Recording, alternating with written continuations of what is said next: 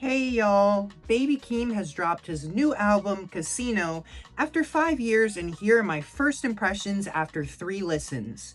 Before we get into the video, I want to say that music opinions change over time, especially with highly anticipated albums like this.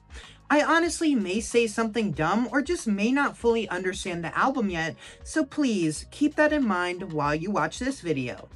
Back when I first got into music in early 2021, Baby Keem was one of the biggest rappers in the world.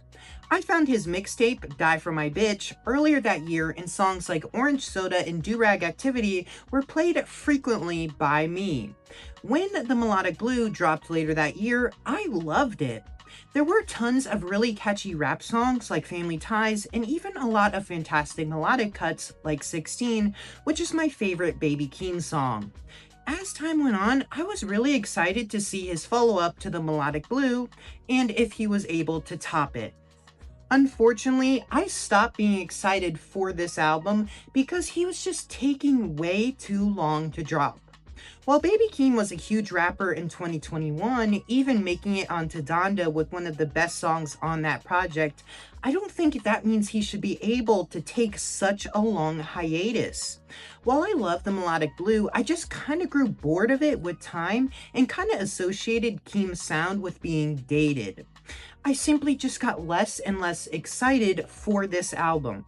Unlike many other long-awaited releases of this year, I didn't have huge expectations going in, and I actually think that really helped this record. Casino is absolutely nothing like The Melodic Blue in a good way and a bad way.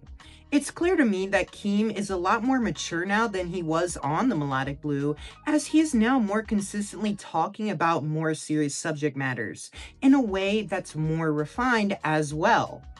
The songwriting here is also massively improved, which moves the point of the album away from being a great collection of catchy songs. While this isn't the reason why I listen to Baby Keem, I don't mind Keem trying to grow himself as an artist and make a different style of music.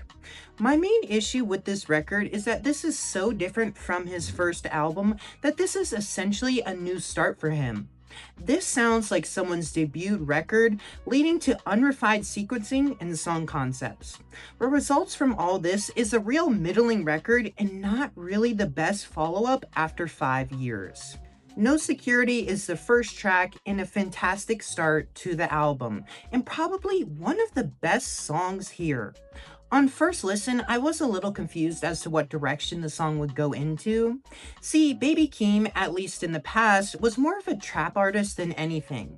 Sure, he could have great rapping performances like on Family Ties, for example, where he out-rapped Kendrick, but most of the time he had simple lyrics and a really catchy chorus, flow, and beat.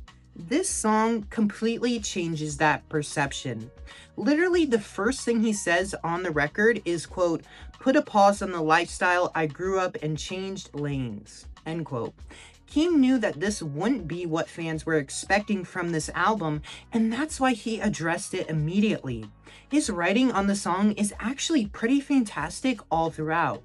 He addresses multiple themes present on the album, like his newfound fame and success, how that impacted him, and most importantly, how it impacted his relationship with his family.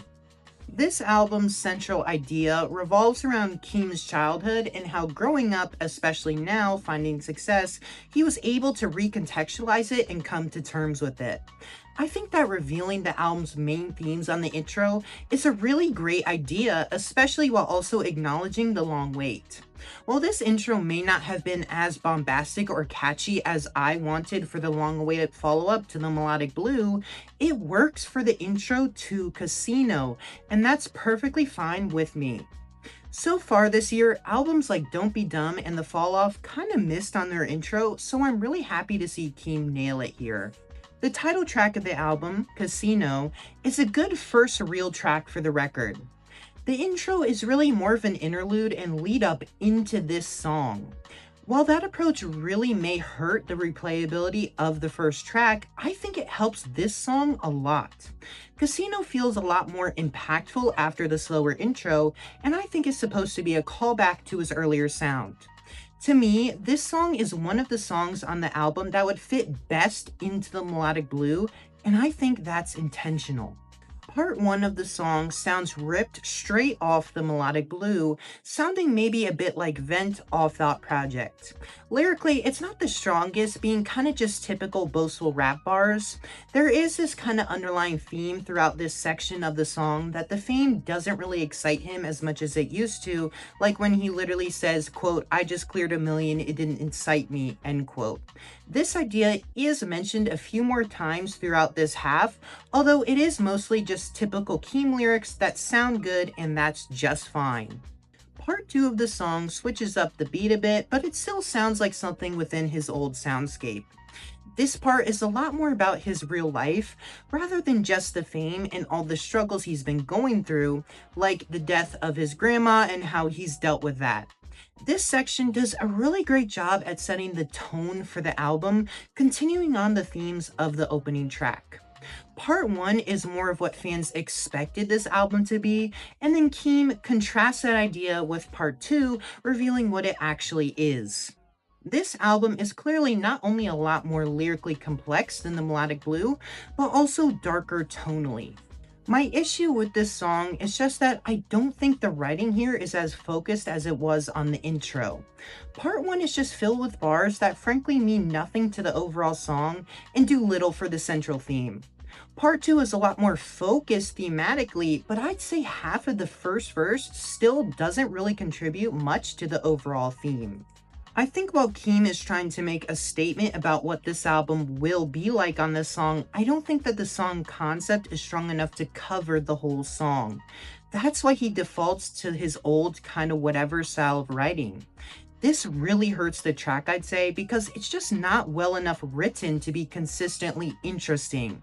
There are some really great ideas here, but its execution is flawed. On top of that, this song is just not nearly as catchy as his old music, meaning that this song can't serve that purpose either. What's left is a song that does a good job setting up some things on the album, but not much more than that. Birds and the Bees continues this album's trend of decreasing consistency and focus. While I like a lot about this song, like the fantastic production and repeated use of the sample, as well as the catchy chorus, I don't think it fits this album. This song has absolutely nothing to do with any of the themes that were set up in the first 2 tracks, instead being entirely about sex. To me, there's just nothing special about this song. Like, yeah, I do like this song and think it's catchy, and maybe I could see myself putting it into a playlist, but why is it on this album? What does this song add to this project? In my opinion, nothing. All it does is continue to hurt this album's cohesion and focus. Good Flirts is one of, if not the worst song on this album. Once again, this song is about sex and has nothing to do with any of the major themes set up in the first 2 songs. Why Keem thought it would be a good idea to completely abandon the thematic focus by this point in the record, I'll never know. Keem does fine on the song, I'd say. He has one kind of okay verse and a really whatever chorus as well. The production here is so laid back and minimal that the resulting song is just almost completely forgettable. At least Birds and the Bees was catchy. This song is not, and a real detriment to this record. It would be entirely forgettable if not for the features. Momo Boyd is easily the best part of the record, with a really catchy chorus and angelic singing voice. It's a real shame that she was used on this song, because while she does perfectly fit the production, I wish she was used in a better song. Kendrick Lamar is the other feature and easily the most memorable part of the track, although not in a good way. I can't believe I'm saying this, but Kendrick is easily the worst part of this song and completely denies any chance of saving it. This is probably one of Kendrick's worst features ever as well. While it does technically fit within the themes of the song, this is just one of the worst written Kendrick verses ever. In one verse, Kendrick mentions sex, Young Thug, sinners, Pinterest, and how much he loves booty, repeating that word 8 different times.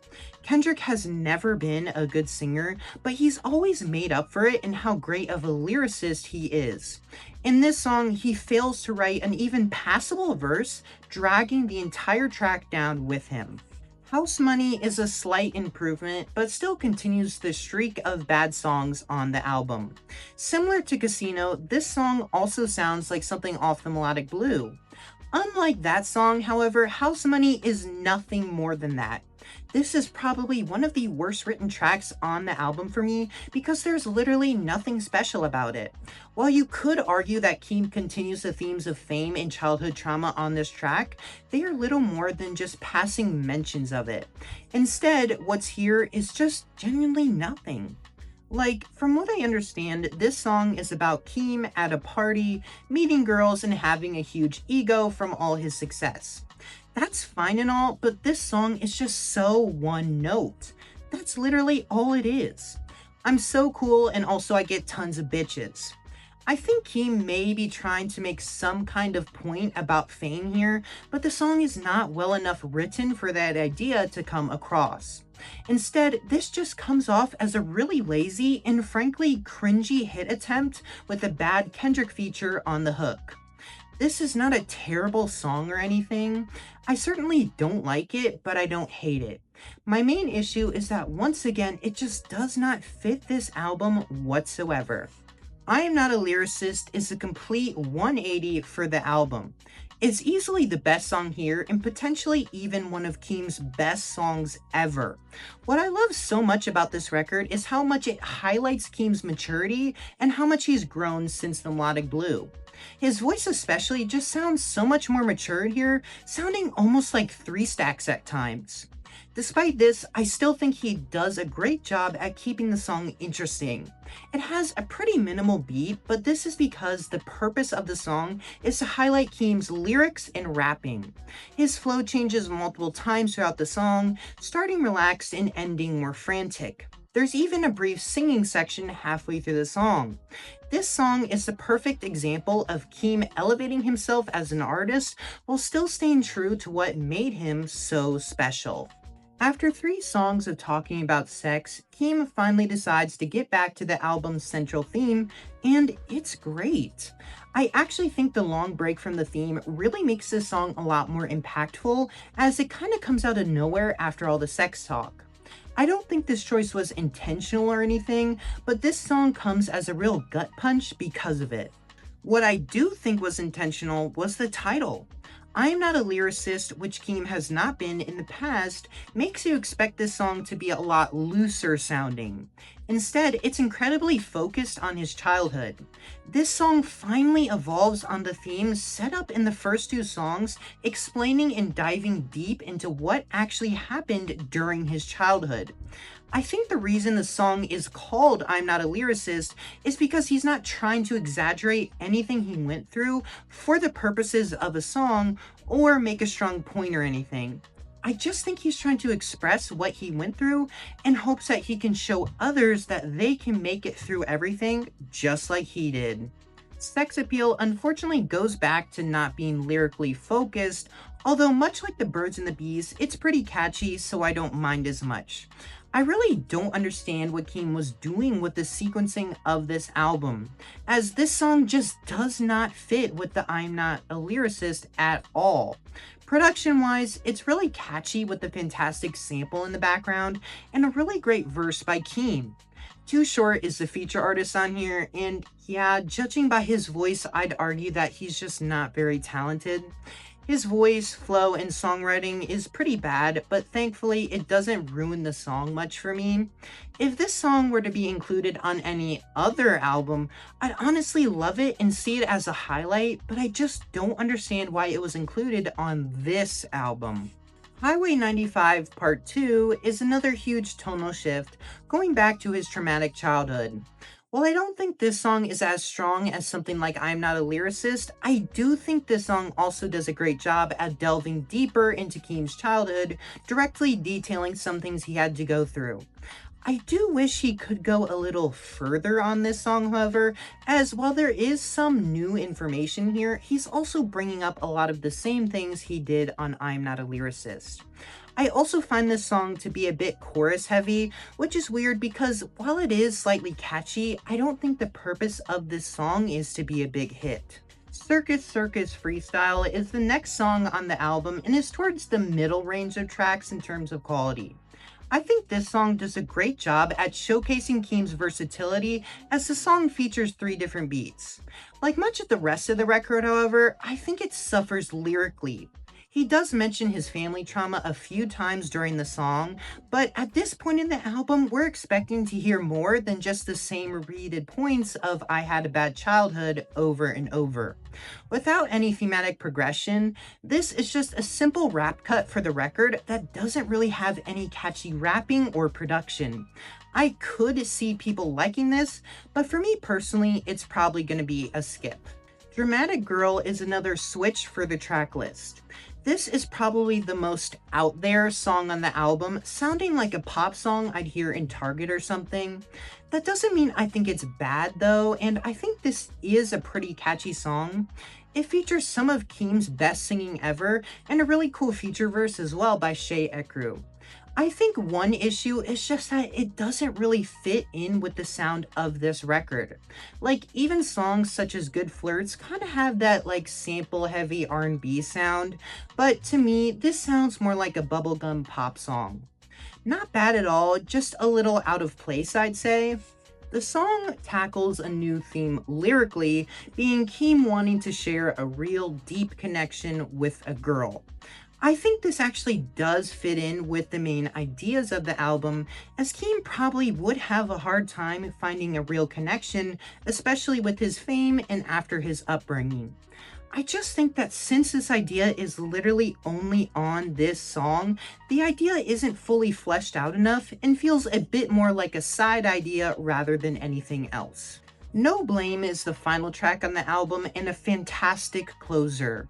What I like about this song is that it not only feels like a closer to this album, but also for Keem's career up to this point. His family issues have been something that he's been struggling with since at least the Melodic Blue, and this song finally feels like him coming to terms with that. This is one of Keem's best tracks, both production-wise and lyrically. My only issue is that I just wish he went a little deeper into this theme of forgiveness and empathy. Besides that, this is still a pretty good outro for this album. After listening to Casino multiple times and revisiting the Melodic Blue and Die For My Bitch, I think that this album has easily some of the highest highs of Keem's career. Casino does a fantastic job at showcasing Keem's maturity and growth as an artist. My big issue with Casino is that since this is his first attempt at trying something completely new, it feels unpolished. So not only does it feel like a debut album in a bad way, but also it's so different from his previous albums that it's not really a great follow-up to the Melodic Blue. What made the Melodic Blue so great was not only Keem's great flow and production, but also how diverse his album experiences were, with many different sounds on the album. Even single songs had multiple flow or beat switches. I think Keem tried to keep that same style here on Casino with hit attempts like Sex Appeal and The Birds and the Bees, easily accessible music like Dramatic Girl, and even Rap Caviar playlist music like House Money and Circus Circus Freestyle. The issue is just that this album is so different from his previous work that old fans may not appreciate his new approach to rapping. I listened to this album with my best friend who is a huge Baby Keem fan, and he hated the album because he didn't find it to be as catchy. Keem is essentially trying to appeal to people who won't even care for this album to begin with. I think this diverse track list really hurts this album. For starters, the sequencing of the album is just terrible tonally. Like, how can you go from the emotionally raw "I'm not a lyricist" to Sex Appeal? It not only hurts the album, but also the themes of it as well. Songs like Highway 95 or even No Blame would hit so much harder if Keem went deeper with his lyrics instead of saying essentially the same few ideas for the whole track list. A much more concise album with better sequencing would have made its ideas hit so much harder. I'm just really confused as to why Keem thought it would be a good idea to include so many songs that just do not contribute to the album's themes. Like, based on the album cover and the intro, this is clearly supposed to be a reflective album about his childhood and how he's come to view it in the past few years. Keem even said so himself during his listening party, where he said, quote, "This was an album where a lot of these stories I'm telling you, I always used to be embarrassed to talk about. You know, nobody wants to talk about their mom being in that sort of way or whatnot. I grew up just being like, damn, this is embarrassing to me. But I kind of changed my perspective on that a lot. It's not embarrassing no more, it's an empowering thing," end quote. What does sex appeal or birds and the bees have to do with this idea? I think all the songs about sex could potentially be trying to highlight some kind of shift in Keem. Like on the song Dramatic Girl, he's clearly saying that he wants this deeper emotional connection that he just may not have had during his childhood. I just don't think that that side of this album is really well developed, and it just comes across as more shallow than anything else. If these themes were communicated in more of the introspective songs like the intro or I'm Not a Lyricist, then I think that they would land way better. At this point, songs like Sex Appeal just feel like an outlier, to be honest. I hate to make this comparison, but I think it's important to bring up. To me, this is kind of like Baby Keem's version of Section 80. I'm not saying that these two albums are anywhere near the same quality level, but I think they could represent similar things for the artist's catalog. Section 80 was Kendrick's first real attempt at creating a precise concept for a record, and it had a few flaws such as no makeup. Kendrick then later went on to refine Section 80 and made one of the best albums of all time, Good Kid, Mad City. I think he needs to learn from Kendrick and GKMC for his next project.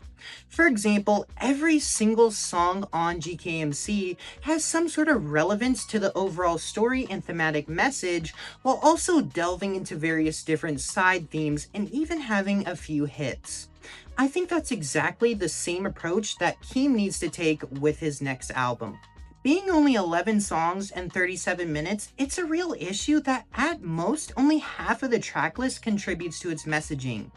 Many of these more laid-back hit attempts do not fit the tracklist and are frankly skips. I'm keeping most of the tracklist with everything but Good Flirts, House Money, and Circus Circus Freestyle, but with such a short album, you can't really have any filler at all. I think he needs to work on being much more consistent with his album experiences if he wants to continue going in this artistic direction. Much more consistent sonically, lyrically, thematically, and also just frankly quality-wise. So yeah, after 5 years, I'm really mixed on this album. Keem actually did do something great that I think a lot of other big artists didn't do with their big album drops from this year, A$AP Rocky. He spent that time maturing as a human being and turning that into music. Because of that, I would say that this makes the record worth the wait. We couldn't have gotten this project if it wasn't for the time Keem spent growing as a person. As a follow-up to the Melodic Blue, however, it's not the best. Inconsistent tracklist that has way too many skits for an 11-song album, a new sound that is not fulfilled fully due to Keem wanting to please old fans, and a thematic through line that is weakened by too many songs about sex. Casino has some of the highest highs for any Baby Keem album, while also having some of the lowest lows. What results from that is a good yet deeply flawed album that I think can be easily improved upon in his next release. I'm really excited to see where Baby Keem takes his new sound and lyrical approach next, and cannot wait for more music from him. Well, y'all, those are my thoughts on Casino. Please remember that this is all my opinion and it could easily change over time. If I said something stupid, that could certainly be why. If you liked this video, I'd really appreciate it if you could like, comment, or even subscribe. That's all I have to say about Casino today, but I do want to take the rest of the time to talk about me and my channel. Alright, so what I want to talk about today is I was recording a TikTok today actually for my Destiny Rising review, and I was like, this is just not really well written. And then, frankly, my TikTok for this is also not my favorite.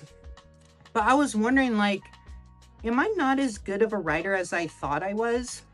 You know what I mean? And then it's like, I watch my TikTok and it's like, my line delivery feels so like robotic, bro. And it's like, what is happening? And like, I make occasional mistakes, and it's like, along with those mistakes, like, am I just not as good at reviewing as I thought? Because like this script, for example, I think it's a great script. I think I do a great job at talking about this album, but I'm like, with my delivery, I'm like, it might not be great, and it's like making this script like become way worse because I wrote it in terms of how I speak, but I'm not speaking it well enough to deliver the script. So I'm like, I'm just wondering if that's hurting the final product or anything. I talk about this a lot, but it's like, I have issues like reading this script in this fursuit, and it's like, I can't always do every single paragraph first try. And it's like, it's hard for me to know when to re-record, because certainly if I make a big mistake, I re-record. I do that frequently. But if I just like take a brief pause or like slightly slip up my words, I'm not going to stop going. Like, if it doesn't interrupt my flow, I'm not going to stop. You know what I mean? So it's hard to know how, like, not how to improve it, but like what to improve, I guess. Because it's like, from my point of view, I can't tell if this is a good script or a good video or whatnot, you know? I can only just hope in my bones that like I like it. You know, it's like that thing where it's like an artist will always see like the flaws in their painting or whatever. You know, I'll always see the flaws in like how I read this script, how I like what mistakes I made, all that, because in my head I have like an image of how this video should turn out, and if it doesn't go exactly like that, then it's not great. But yeah, like, I don't know. Like I said though, I think this is a good script. I think I did a fine job delivering it. I did mess up a few times, whatever, I always do, but then I watch the video and I'm like, you can hardly tell, it doesn't impact it. So yeah. What do I want to say? So I have four videos planned. So the next one is going to be Resident Evil 9. That may not come out for like a week and a half, because not only do I have to wait till Friday for that to come out, but also I have a fucking group project due next Wednesday. So I'm going to have to meet up with my group sometime this weekend to do that, and it's going to take away from the time of playing the game, and then I just have to play the game and make the video and do all that. So it's going to be a while till my next upload, potentially. I should have waited to make my Destiny Rising video, but it's like, I didn't think I was going to make a video on this album, and then I did. By the way, I forgot to say this about re-recording. I could like try to master my re-recording, you know, like deliver every single paragraph exactly how I want to, but it's hard to do that because it's like, that would take multiple days of work. And like this video, I've already put in 3 days, like every single day of work on it. So that would be more time. And it's like, with stuff like this, I have to get it out ASAP. So yeah, that's another thing. But maybe with others videos, like for like the longer video essays I do in the future, I will certainly do that, but I don't know. Anyways, so yeah, Resident Evil 9 video won't be out for a while. What may be out before then, maybe, is a Subway Surfers 2 review. So I just want to say, I might do that before Resident Evil 9, I might do it after, I don't know. After that, I have a Night in the Woods review and a I Have No Mouth, I Must Scream review. The thing is like the week after Resident Evil 9 comes out, or I guess the week after that, the week before spring break, okay, I don't know that week. I'm gonna have a very busy week. I have 4 exams that week, so I'm gonna be very busy. And the thing is that I'm going on a cruise the very next week, so I can't bring my fursuit, I can't make any content, I can't do anything. So, that, like, I need to have videos prepared for those 2 weeks. So that could be a challenge. But yeah, like, what I'm trying to say is, like, if I don't upload for a while, that's why. But yeah, that's all I have to say for today. I hope you guys like this video. Like I said, I'd really appreciate it if you could just leave a comment, tell me what you think, give me some feedback, leave something nice. I don't care. But yeah, that's all I have for today. Thanks for watching, y'all. Bye.